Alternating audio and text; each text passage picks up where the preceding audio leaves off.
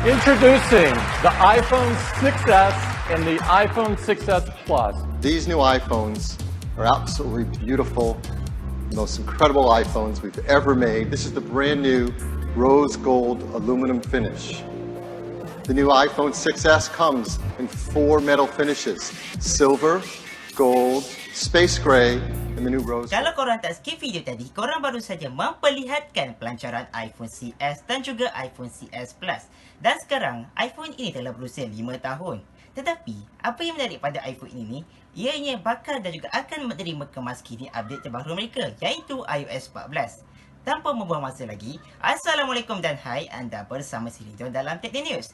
Dan di video kali ini kita akan memperlihatkan pelancaran iPhone CS. Dan adakah iPhone CS ini masih sesuai digunakan pada tahun 2020?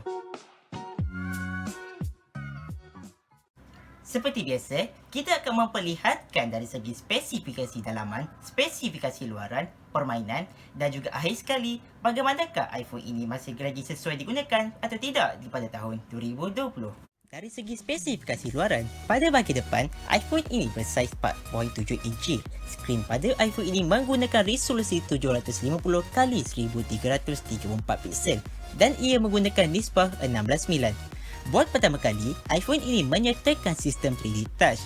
Kepada sesiapa yang tidak tahu apa itu 3D Touch, 3D Touch ialah sebuah shortcut yang diletakkan pada iPhone untuk membuka sesuatu aplikasi dengan hanya menekan aplikasi tersebut sehingga shortcut itu keluar pada aplikasi tersebut.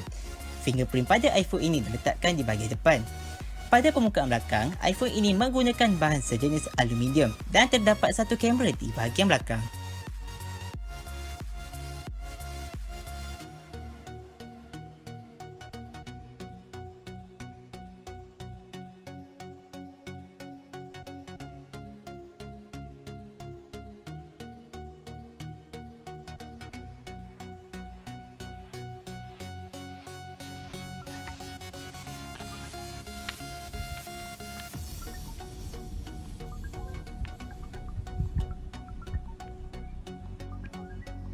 Dari segi spesifikasi dalaman pula, iPhone ini menggunakan iOS 13.6.1 dan bakal menerima kemas kini iOS 14.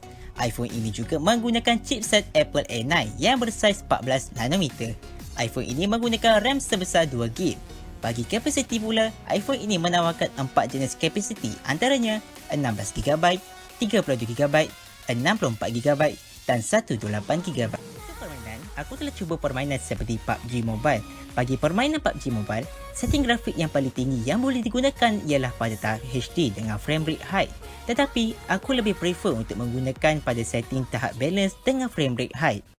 iPhone CS ini masih sesuai digunakan pada tahun 2020 kerana ianya mempunyai spesifikasi yang agak baik. Cuma ada kekurangan sikit sajalah.